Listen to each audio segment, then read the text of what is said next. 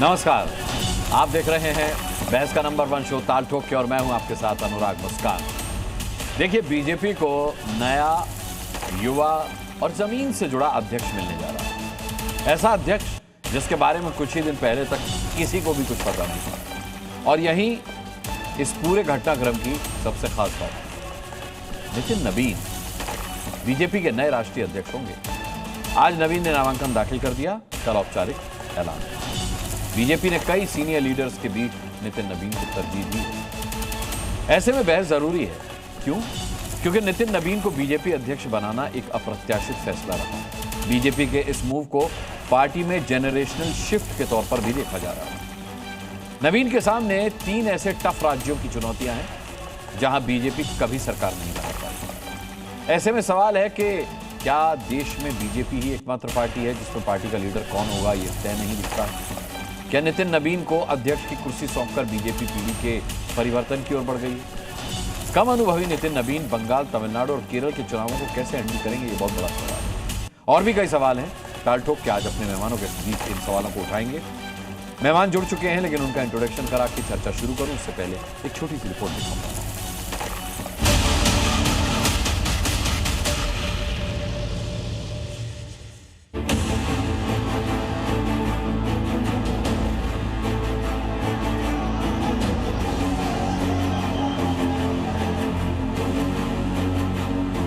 के नेतृत्व में जो भारत का नौजवान है, जो भारत की नई पीढ़ी है, वो निश्चित रूप से अपने आप को सुरक्षित भी महसूस करती है।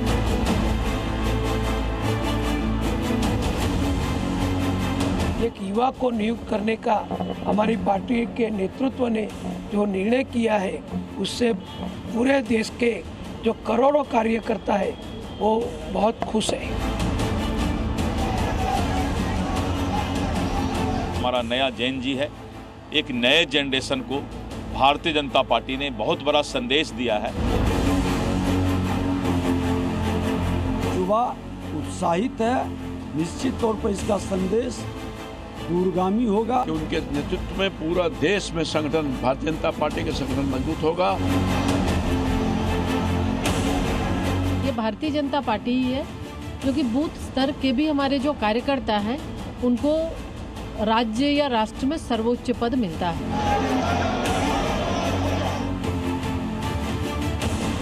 भारतीय जनता पार्टी में कोई परिवार से लोग इस तरह नहीं बढ़ते। अंतिम पंक्ति में बैठने वाला कार्यकर्ता देश का राष्ट्रीय अध्यक्ष हो सकता है।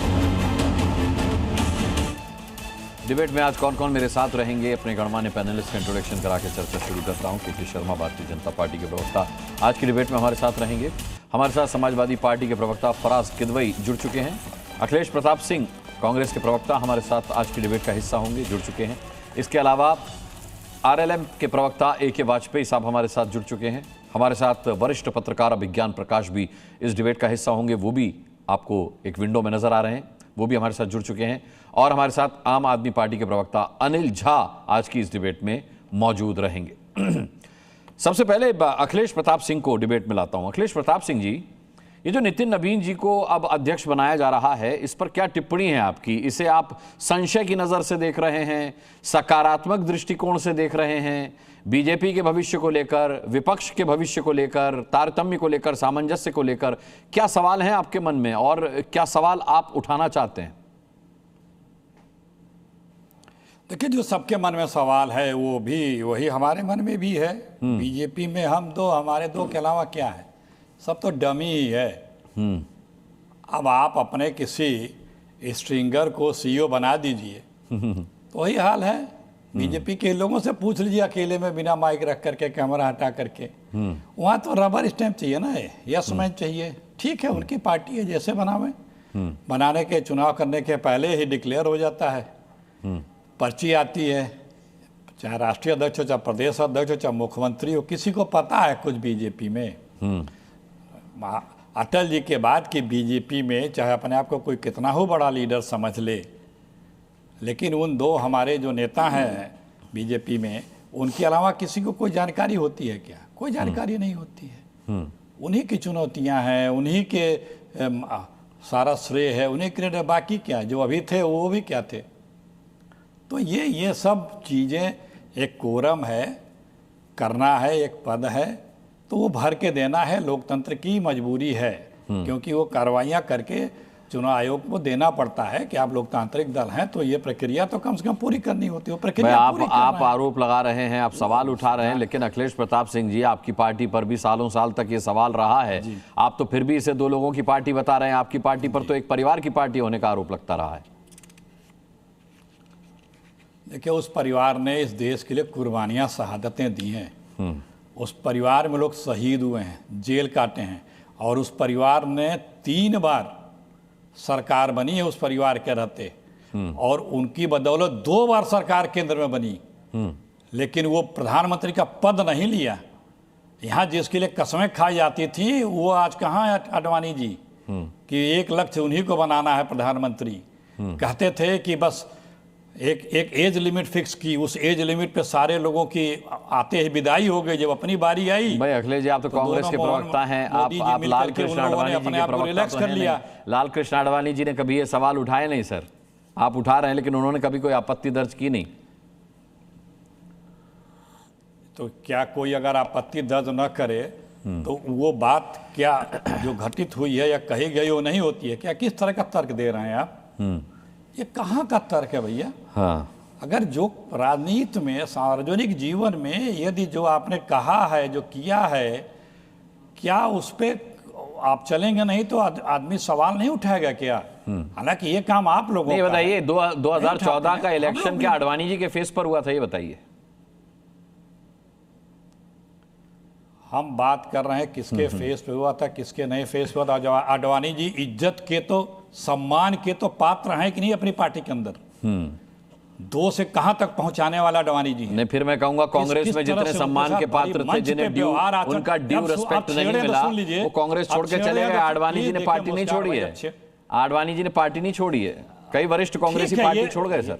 फिर वही आपका, अब सुनिए, फिर आप फंसते जा रहे हैं। ये तो आडवाणी जी का बड़प्पन है ना, वो पार्टी नहीं छोड़े, नहीं बोल रहे हैं, खामोश हैं, लेकिन दूसरे का बड़प्पन, दूसरे के चरित्र की बात। ठीक है, चलिए मैं समझ गया। उनका व्यवहार आचरण जैसा होना चाहिए था, है क्या? अब आप जितना इसमें कूरे देंगे उतने ही आपके साथ फंसते जाएंगे। नहीं, मैं तो खैर इस मामले में नहीं फंसूंगा। कष्टकारी होगा। हाँ, नहीं, मेरे लिए कुछ कष्टकारी नहीं। मैं तो के शर्मा के बारे में सोच रहा हूँ, अगर उनके लिए कष्टकारी आप कुछ बना पाए तो फिर बना दिया होगा, नहीं तो देख के शर्मा जी नितिन नवीन को बात करता हूँ, रबर स्टैम्प बता रहे हैं कि पहले वालों ने क्या किया और अब वाले क्या करेंगे। बीजेपी केवल हम दो, हमारे दो वाली पार्टी है, और इसमें कोई क्या बनता है, किसी को क्या बनाया जाता है, किसी को क्या फर्क पड़ता है। देखिए अनुराग जी, अभी अखिलेश प्रताप सिंह जी ने सीओ और स्टिंगर की चर्चा की। कांग्रेस पार्टी की आज हालात क्या है? कांग्रेस पार्टी का सीओ स्टिंगर की हैसियत भी नहीं बचा पा रहा है अपनी। जो कांग्रेस पार्टी के सीओ हुआ करते थे उसकी हैसियत आज स्टिंगर तक की नहीं बची है। वो अपनी पार्टी को छोटा सा विस्तार भी नहीं दे पा रहा। लगातार चुनाव हारते हारते कोई दूसरा नेता होता तो शर्म से राजनीति छोड़ देता। यदि इस तरह के नेतृत्व को लेकर चलता तो चुनाव हम भी हारे हैं लंबे समय तक, लगातार नेतृत्व परिवर्तन के साथ में नए जोश से खड़े हुए।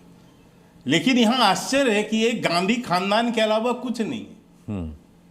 लेकिन बातें इनकी देखिए, इनका रोना, बिलखना, विलाप करना, प्रलाप करना जारी है।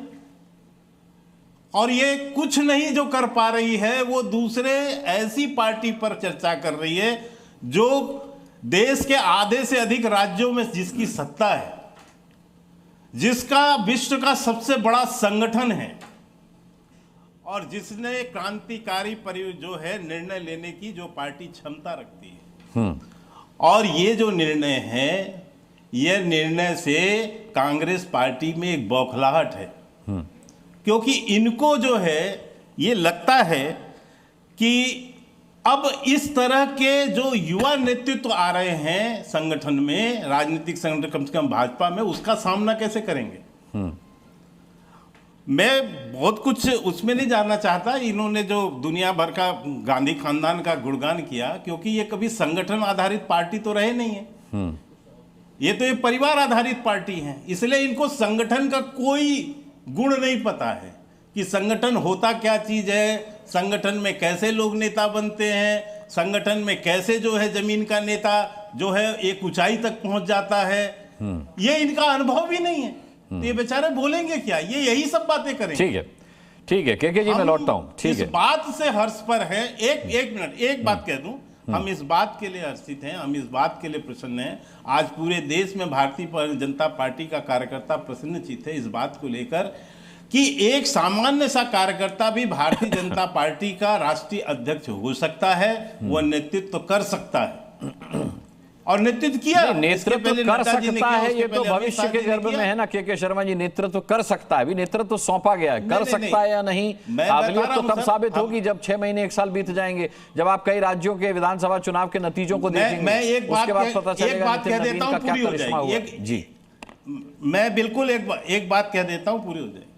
नितिन नवीन जी युवा नेता हैं, अनुभवी नेता हैं, 5 बार के विधायक हैं, 2 बार मंत्री रह चुके हैं, 2 राज्यों के प्रभारी रह चुके हैं, बहुत कम आयु में बहुत जो है बड़ा अनुभव उनके पास है।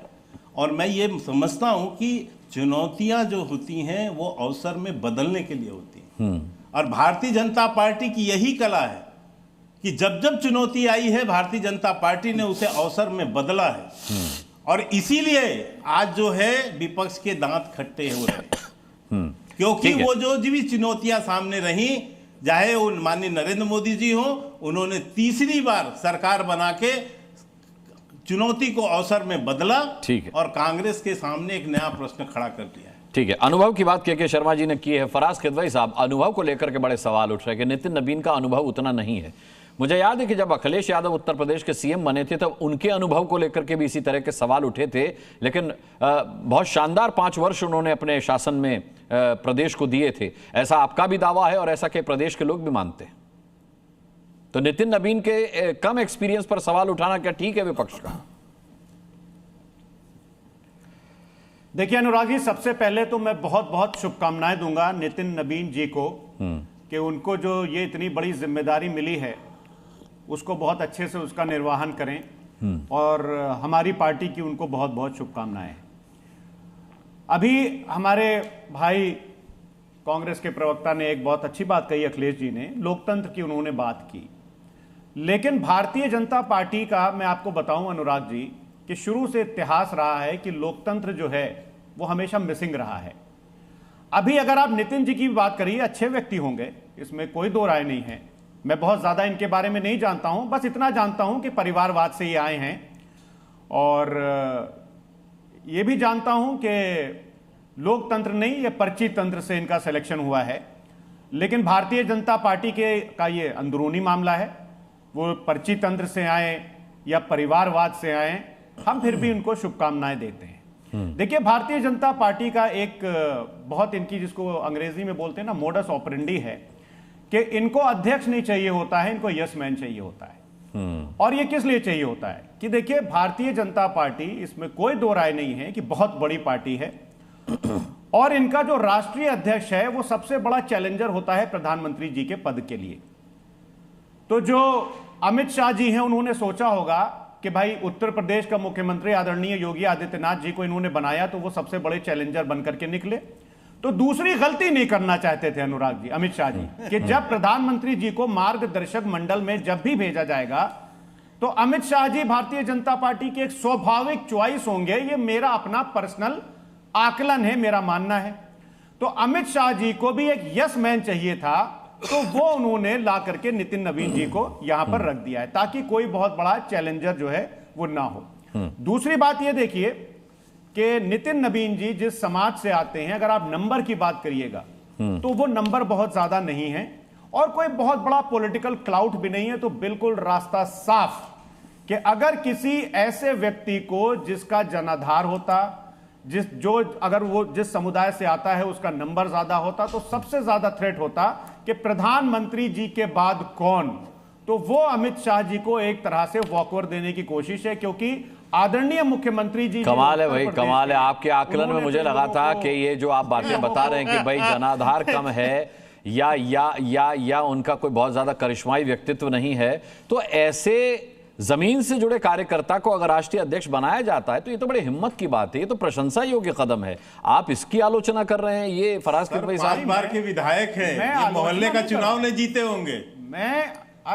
ये मोहल्ले का चुनाव नहीं जीते। आ रहा हूं, के जी आ रहा हूं, 5 बार के विधायक है, 2 बार के मंत्री हैं, ये जो बैठ के व्याख्यान कर रहे हैं यहाँ पर। इनसे पूछे किसी मोहल्ले का चुनाव जीते हैं क्या?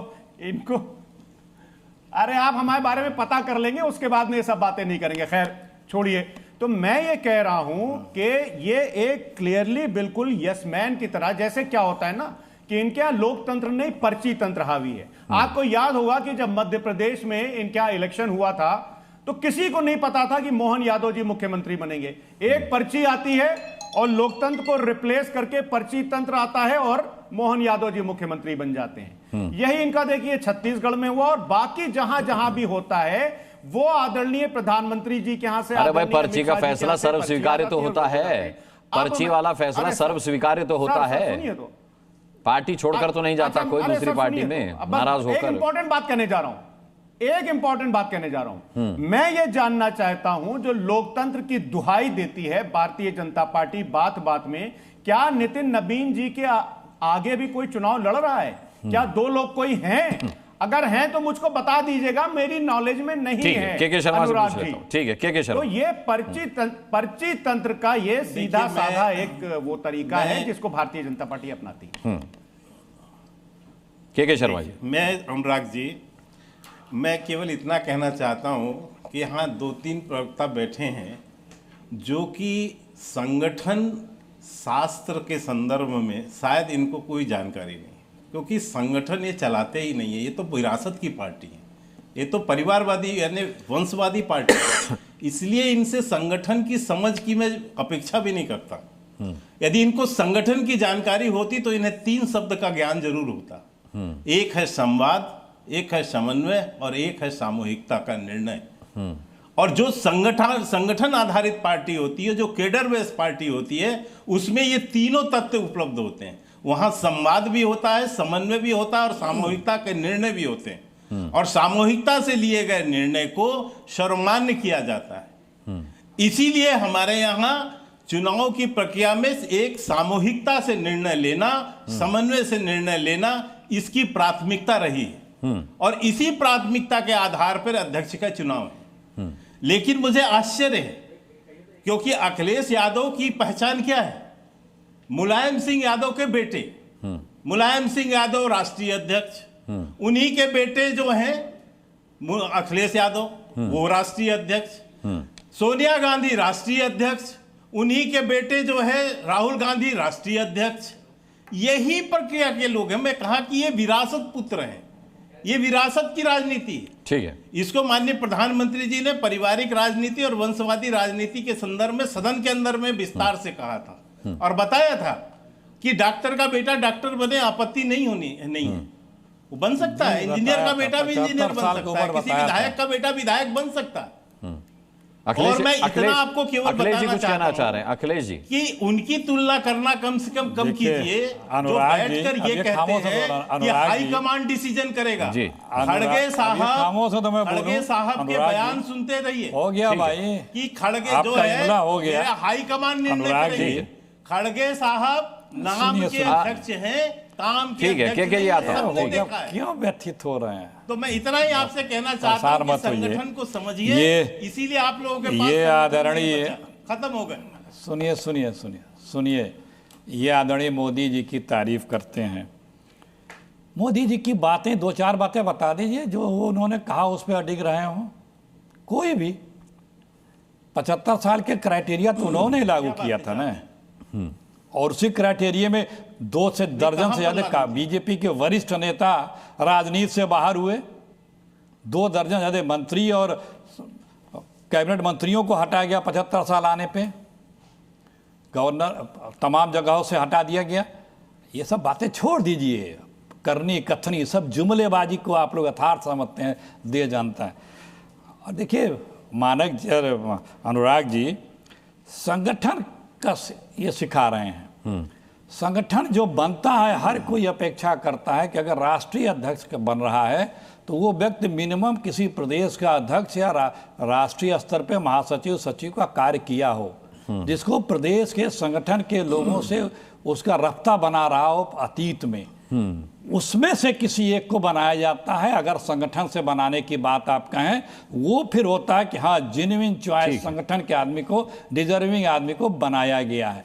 यहाँ रबर स्टैंप नागपुर घराने से पर्ची आ गई, जितने मुख्यमंत्री हैं पर्ची ले जाने वाले को भी नहीं पता था कि इसमें नाम क्या। जब वो खोलता है तब वो भी चौंक जाता है। राजस्थान में आपने देखा ही है, दिल्ली में देखा ही है आपने, ठीक है। वो सारी बातें। जो तीसरी बात, आप मुस्कान जी आपने एक बात कही कि पार्टी तो कम से कम नहीं छोड़ रहे हैं। अभी वहाँ जहाँ तानाशाही किसी की हिम्मत है, अभी राजस्थान में एक सज्जन जो कांग्रेस से बीजेपी में गए थे वो फिर कांग्रेस में आने लगे, शाम को उनके घर पे छापे पड़ गए थे। ये राजनीति है ना, यही तो है दादागिरी, तानाशाही। किस बीजेपी के नेता की हिम्मत है कि किसी भी बीजेपी के फैसले से पार्टी के अंदर भी असहमति, पार्टी फोरम में जो मीटिंग होती है उसमें भी असहमति, आपकी बात को एक वाजपेयी साहब से टैली कर लेता हूं। अभिज्ञान भी मेरे साथ हैं, सभी को सुन रहे हैं, फिर उनका आकलन भी मैं लूंगा, अनिल जी के पास भी जाऊंगा। एक वाजपेयी साहब, ये आरोप सही है क्या कि रबर स्टैंप चाहिए था? किसी की हिम्मत नहीं है कि भाई अमित शाह के सामने कुछ बोले, प्रधानमंत्री के सामने कुछ बोले, इन दो के अलावा बीजेपी में कुछ नहीं है। सहयोगी दलों को भी तो कुछ नजर आता होगा, उनका भी तो अपना एक आकलन होगा। देखिए ऐसा है अनुराग जी, इनको समझ ही नहीं आया। हाँ। बीजेपी ने जो सफल कदम उठाया है इनको समझ ही नहीं आया। क्यों उठाया गया कदम? 2047 टारगेट रखा हुआ है, 2047 का टारगेट है, उसकी तैयारी अभी से शुरू कर दी है। तारीख नहीं, ये उसकी तैयारी है कि युवा नेतृत्व चाहिए जो अगले 30-40 साल काम करेगा। इसमें भी खोट निकालने लग गए। अरे भाई, पॉलिटिकल पार्टियां आपस में एक दूसरे से सीखा करती हैं, ये नहीं करती कि खोट निकालते रहो। अरे भाई, नितिन नवीन जो है 5 बार के विधायक हैं, 2 बार के मंत्री हैं, कोई क्रिमिनल केस नहीं है, युवा नेतृत्व है, इसके बावजूद भी खोट निकाल रहे हो। कह रहे जी पर्ची सिस्टम है। अरे चुनाव का पर्चा भरा है ना, चुनाव का सिस्टम है, इलेक्शन कमीशन ऑफ इंडिया की गाइडलाइन है। अगर चुनाव नहीं कराएंगे तो पार्टी डी रिकॉग्नाइज हो जाती है, यह भी इनको जानकारी होना चाहिए। और डिसिप्लिन्ड पार्टी है। देखिए, उनका संगठन विश्व में सबसे बड़ी पार्टी हो गई है, इन्हीं के ये खोट निकालते रह रहे, अपना घर नहीं देख रहे। ठीक है, अपना घर नहीं देख रहे, दूसरे को जाके और उसमें मीन मेक कर रहे। अरे भाई, आप सीखो उनसे, कैसे चुनाव जीतते हैं, कैसे संगठन बनाते हैं और कैसे पार्टी को विश्व में नंबर 1 बनाते हैं। ठीक है, ये बातें इनको क्या वाजपेयी साहब, ये बातें सुनने में अच्छी हैं, लेकिन अभिज्ञान मैं आपसे जरूर जानना चाहूंगा कि अच्छी बात है। मैं आता हूं अनिल जी, आपके पास आता हूं, सरकार दे दो। हाँ, मैं आता हूं अखिलेश जी, आपके पास भी आता हूं और फराज किदवई साहब के पास भी आऊंगा। अभिज्ञान, मैं ये जानना चाह रहा हूं कि ठीक है, 5 बार के विधायक रहे हैं, कोई क्रिमिनल केस नहीं है, 2 बार के मंत्री रहे हैं, जमीन से जुड़े नेता रहे हैं, युवा नेतृत्व हैं, 2047 के टारगेट पे उनको रखा गया है कि भाई 2047 टारगेट में है तो नितिन नवीन जो है अच्छी कमान संभाल सकते हैं। लेकिन बहुत बड़ी 3 चुनौतियां उनके आगे होंगी। एक तो जो पार्टी के वरिष्ठ लोग हैं उनके और पार्टी के अन्य लोगों के बीच सामंजस्य स्थापित करना, युवाओं को पार्टी में जोड़ना और पार्टी की नीतियों के हिसाब से युवाओं को चलाना, बीजेपी की जो नीतियां रही हैं उससे ज्यादा युवाओं को जोड़ना, और सबसे अहम घटक दलों को साथ लेकर के चलना। ये 3 चुनौतियां बहुत बड़ी चुनौतियां हैं। क्या नितिन नवीन इसके लिए परफेक्ट दिखते हैं?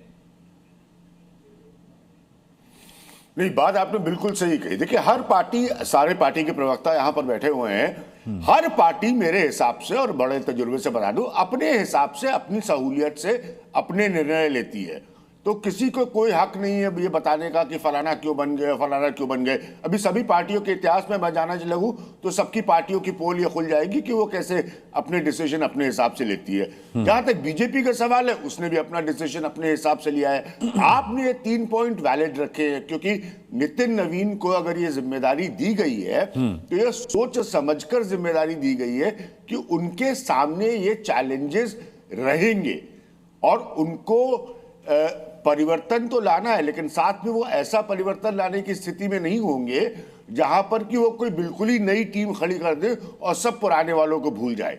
तो सबसे पहले तो उनको वो बैलेंस, वो नियंत्रण बनाकर चलना होगा।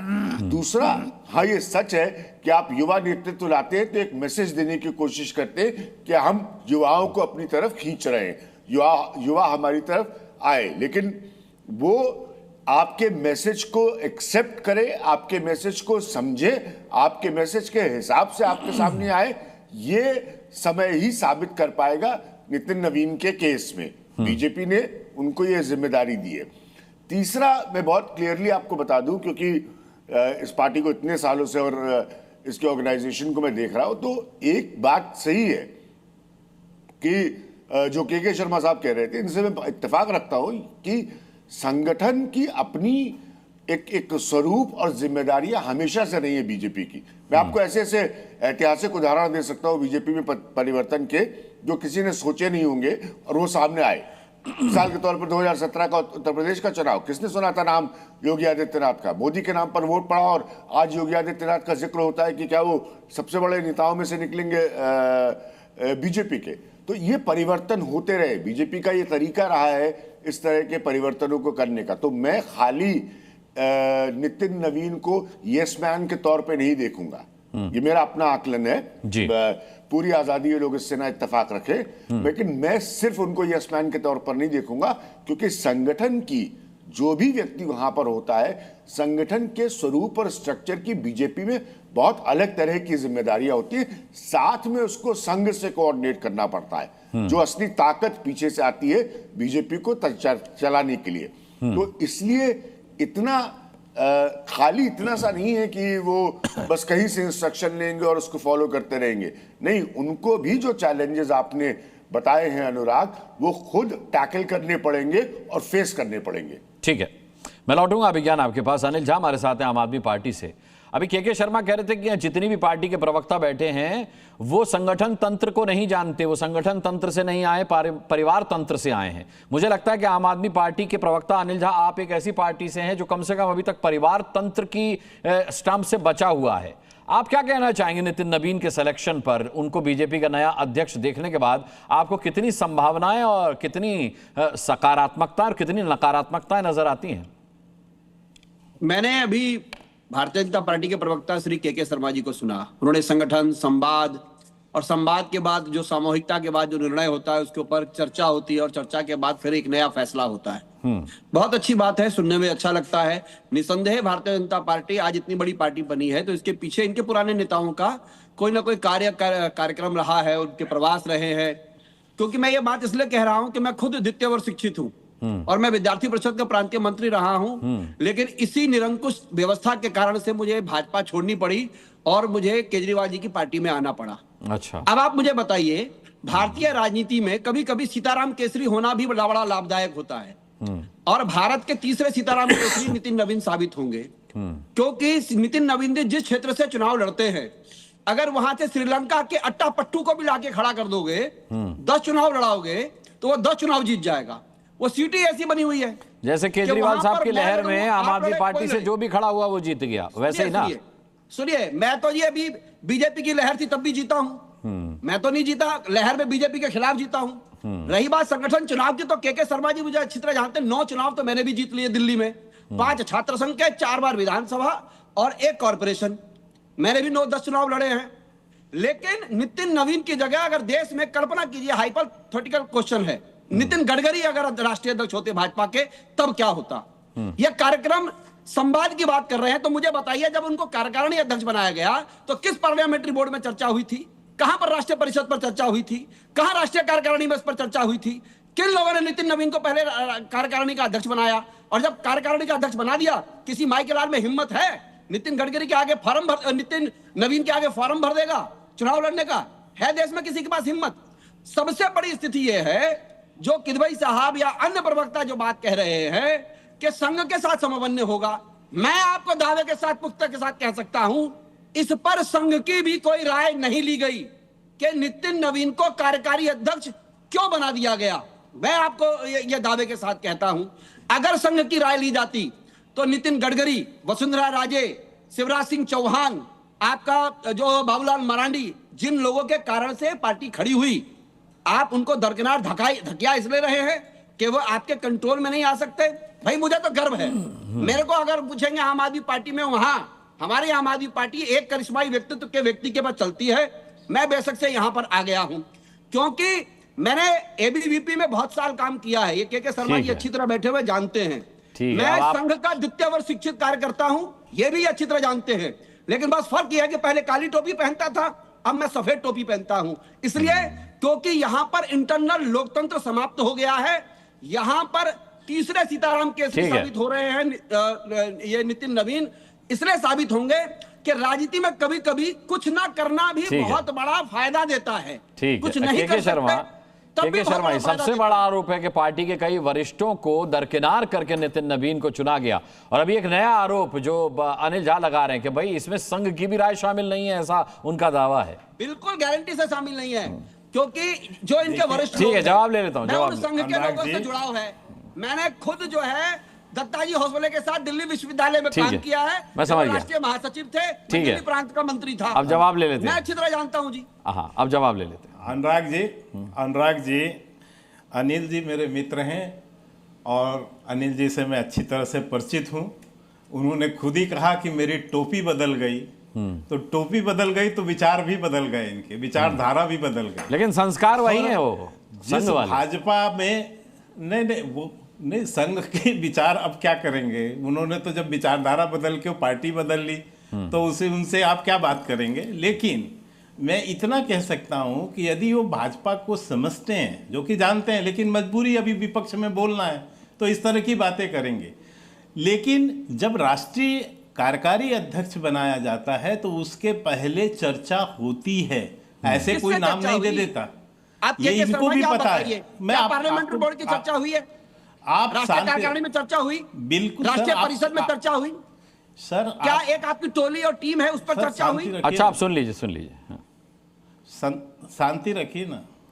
किसी अध्यक्ष को बनाने के पहले राष्ट्रीय कार्यकारिणी में बैठक में चर्चा नहीं होती है। अनिल जी, आप भी रहे हैं भाजपा में, आपको पता है। पार्लियामेंट्री बोर्ड में बैठक में चर्चा होती है और सबकी राय ली जाती है, और वो राय ली गई और उसी पे बने। लेकिन वो एक प्रक्रिया का हिस्सा है और उसके आधार पर अब उस पर कोई विचार नहीं, क्योंकि अब तो वो राष्ट्रीय अध्यक्ष हो गए। लेकिन मैं यहाँ आश्चर्य कर रहा हूँ कि यहाँ पर भाजपा को समझने वाले भी लोग, वो भी किस तरह के प्रश्न कर रहे हैं। अभिज्ञान जी ने एक बहुत अच्छी बात कही कि भाजपा इस तरह के निर्णय कई बार ऐसे लेती है क्योंकि भारतीय जनता पार्टी में नेतृत्व गढ़ा जाता है, नेतृत्व बनाया जाता है। ये विरासत पुत्र यहां नहीं होते हैं कि जो बाप माँ जिस पे बैठे हुए हैं वहां पर अब वो गांधी खानदान का लड़का है, चाहे वो कुछ भी है, उसको बना देना है। ऐसी हालात यहां नहीं है। यहां नेतृत्व गढ़ना, ये जितने भी पर्चे अभी आपको दिए गए, राजस्थान के मुख्यमंत्री के, आपको यहाँ के मुख्यमंत्री के, मध्य प्रदेश के, छत्तीसगढ़ के, तो ये नेतृत्व जो है, इसके पहले जो नेतृत्व रहा है वो भी कार्यकर्ता थे पार्टी के, उनको भी पार्टी ने बनाया है। शिवराज सिंह चौहान भी कार्यकर्ता थे, उनको भी पार्टी ने ही मुख्यमंत्री बनाया। आज मोहन सिंह यादव जी को भी यदि बनाया तो पार्टी ने बनाया। हम तो उस तरह के भी निर्णय लेते हैं। हम तो गुजरात में पूरी की पूरी कैबिनेट बदल देते हैं, हमारा अनुशासन बना रहता है, क्योंकि अनुशासन पर ही चलती है भारतीय जनता पार्टी। ठीक है। और हर नेतृत्व को सफल करना यही वरिष्ठ नेतृत्व का दायित्व होता है। और यही मैं आपको ये विश्वास से कह रहा हूँ। एक बात कह रहा हूँ, दूसरी बात मैं फराज साहब, मैं आपको अभी मैं आप पर आता हूं। मैं एक छोटी सी बात करूंगा। मैं इतना ही कहना चाहता हूं कि वरिष्ठ नेतृत्व जो पूरे पार्टी का होता है, जो तमाम वरिष्ठ नेतृत्व हैं, वो सब मिलकर किसी को सफल बनाते हैं। नितिन नवीन जी पूरी तरह सफल होंगे, इसमें कोई दो मत नहीं है। यही प्रश्न कभी अमित भाई के लिए उठा। इनकी सफलताओं की सीढ़ियां देखिए किस स्तर की है। अगर आप फराज साहब, मैं इतना ही बता दूं, आप जाति के जहर से बाहर निकल जाइए, जाति मत ढूंढिए, जाति के जहर में समाप्त हो जाएंगे। अखिलेश जी, नितिन नवीन के सामने पश्चिम बंगाल है। सुनिए, नितिन नवीन के सामने पश्चिम बंगाल है, उनके सामने असम है, उनके सामने तमिलनाडु है, उनके सामने केरल है। अगर आपको लगता है कि वो अनुभवहीन हैं या पर्ची के जरिए आए हैं तो आपको तो खुश होना चाहिए। फिर दिक्कत क्या है? फिर इतनी तिलमिलाहट क्यों है उनके बीजेपी अध्यक्ष बनने पर? फिर तो आपके लिए अच्छा है ये। अनुराग जी इतने नादान भी मत बनिए आप। मोदी जी और अमित शाह के अलावा किसी की होर्डिंग पे फोटो तक आ सकती है क्या? या कोई निर्णय इन लोगों के बस में है क्या? आइए बीजेपी ऑफिस अभी आपको होर्डिंग दिखेगी। आइए बीजेपी ऑफिस आपको होर्डिंग दिखेगी। बीच में नहीं मेरे भाई, वहां बैठ के टीवी में क्या बकवास कर रहे हैं? आइए आपको दिखाता हूं कितनी होर्डिंग है। प्लीज सुन लीजिए। नहीं परेशान नहीं, आप बात ऐसी कर रहे हैं जो तथ्यों से परे। आज प्रदेश जो तथ्यों से परे है। आपकी आदत सी हो गई है कि कुछ नहीं बोलना तो झूठ बोलो। ठीक है, कुछ नहीं बोलना तो झूठ बोलो। जी जनाब, अखिलेश जी की बात करिए, आपको टाइम काटिए। देखिए आज बन रहे हैं तो आप ऑफिस के अंदर आप आंख से देखकर बम्बई क्या, अरे यार आप आएंगे तो आपको मैं दिखा दूंगा यहाँ पर। ठीक है, ठीक है। बम्बई में सभासद के चुनाव में भी सारे लोग क्रेडिट दे रहे हैं मोदी जी को, जितने दिल्ली के बड़े नेता हैं। किसी ने वहां के मुख्यमंत्री को ट्वीट नहीं किया कि उनका क्रेडिट है। अरे क्यों अपनी हिम्मत ही नहीं है किसी की, अखिलेश जी किसी की हिम्मत ही नहीं है। अरे ट्विटर देख लो, नंबर 2 नंबर 3 लोग। अरे पे यार आप बीच में क्यों बोल रहे हो? जीरो सीट म्यूट करो, डिस्टर्बिंग एलिमेंट है। ये लोग देश को डिस्टर्ब करते हैं, डिबेट को डिस्टर्ब करते हैं। ये अंडा पाके जो है जी टीवी भैया कुछ समझ में नहीं आ रहा है। बहुत अच्छा। मैं राहुल गांधी जब पार्लियामेंट में खड़े होते हैं ना तो मोदी जी पानी पीने लगते हैं। वही राहुल गांधी 9 केंद्रीय मंत्री खड़े होकर के बचाव में बैटिंग करते हैं। इतनी भी चमचागिरी मत करो। भूल गए, चमचागिरी मत करो अखिलेश प्रताप सिंह जी, इतनी भी चमचागिरी मत करो। कुछ नहीं मिलने वाला है। राहुल गांधी भी जान रहे हैं मांगते हैं गृह मंत्री। आप जिस तरह की यहाँ पर जो है माननीय स्पीकर महोदय, ये आपके चाटुकारिता का जो है पराकाष्ठा है। ठीक है, अभिज्ञान से कमेंट, पानी पी रहे थे 9 लोग। मुख्यमंत्री कोई अननोन फेस बन जाए समझ में आता है, लेकिन बीजेपी का अध्यक्ष ये जो भाजपाई है जिसके सामने बड़े बड़े चुनाव, पश्चिम बंगाल का इलेक्शन हो, तमिलनाडु हो, केरल हो, ये चुनौती बहुत बड़ी है नितिन नवीन के लिए। ऐसे में क्या वो स्वतंत्र रूप से काम कर पाएंगे? पश्चिम बंगाल में पहुंच गया ईडी, क्या करने पहुंच गया ईडी? अरे भाई कोई क्या करने पहुंच गए? हर व्यक्ति तो बीच में बोल रहा है।